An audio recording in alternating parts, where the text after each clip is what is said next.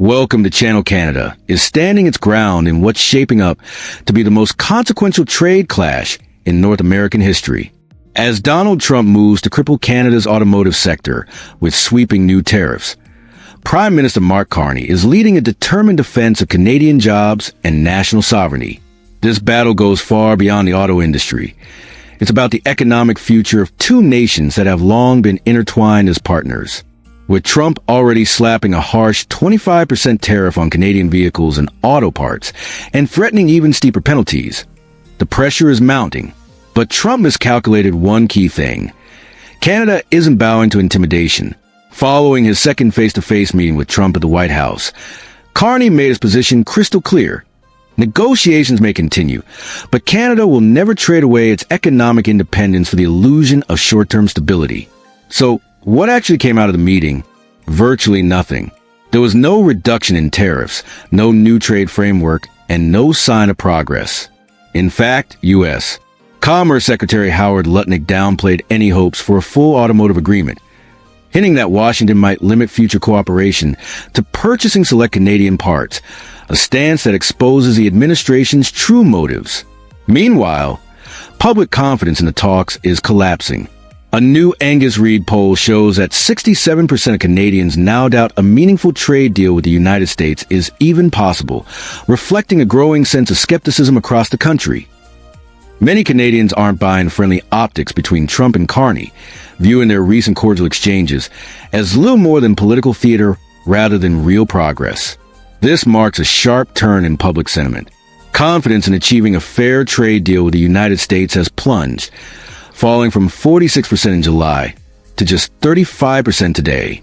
The majority of Canadians who've lost faith point to Trump's erratic behavior, not Carney's approach to the talks.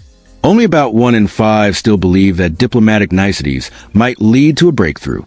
Industry Minister Melanie Joly has reinforced the government's stance in recent remarks, emphasizing that negotiations are advancing on steel, aluminum, and energy while pushing for solid agreements on autos, copper, and lumber. Above all, she underscored one non-negotiable priority. Canada will fight to protect every single job in its automotive industry. This isn't just about numbers on a spreadsheet. It's about real people, real families, and entire communities whose livelihoods are on the line. Trump's justification for these tariffs exposes the deeper truth about his brand of economic warfare. In a recent Fox News interview, he boldly accused Canada of stealing America's auto industry, claiming U.S. leaders have been asleep at the wheel. Such inflammatory rhetoric ignores decades of deeply integrated North American manufacturing that has strengthened both economies. The reality is far more nuanced than Trump's oversimplified narrative. Under the USMCA, the very trade deal Trump negotiated and signed, roughly 85% of Canada, U.S. trade remains tariff-free. The North American auto industry functions as a tightly woven ecosystem, with components crossing borders multiple times before a vehicle is completed. A single wire might be produced in the U.S., sent to Mexico for assembly, and then shipped back to the U.S. or Canada for final installation. This cross-border collaboration has long been the cornerstone of North American competitiveness. What complicates today's situation even further is that key sectors, including steel, aluminum, autos, forestry, and pharmaceuticals, are now subject to broad U.S. trade actions targeting multiple countries at once, forcing Canada to engage in separate, sector-specific negotiations to defend its economic interests. Canada stands at the center of what could become the most consequential economic confrontation in North American history. While Canada continues to uphold the lowest average tariff rates of any U.S. trading partner under the USMCA, it now faces targeted, sector-specific challenges that can't be solved through a single trade deal. Trump's escalating tariff threats have moved beyond the realm of economics. They now threaten the very foundation of Canada's industrial base. U.S. Commerce Secretary Howard Lutnick underscored this at a Toronto conference, bluntly stating that Washington doesn't want to see auto manufacturing in Canada at all. This isn't competition. It's an attempt at economic domination. The human cost of this trade war is already surfacing. Automakers like Stellantis have been forced to halt production and lay off workers, while others scramble to adjust to an unpredictable new reality.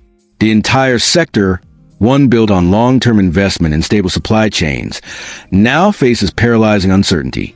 Canada's economic vulnerabilities have also become more visible. The country's GDP has contracted faster than any other G7 economy, with exports outside the U.S. declining for 3 straight months. Wage growth has slowed to its weakest pace since 2016, and unemployment remains elevated at 7.1%, despite 60,000 new jobs being created. These figures underscore the urgent need for diversification. In response, the Canadian government has moved swiftly. Industry Minister Melanie Joly has outlined a comprehensive industrial strategy designed to reduce reliance on the U.S. while opening new markets for Canadian exporters. The plan emphasizes domestic procurement and resilience against future trade disruptions, a long-term shift toward economic independence. Meanwhile, Trump's tariffs are backfiring spectacularly. Although he claims they will restore American manufacturing dominance, they are inflicting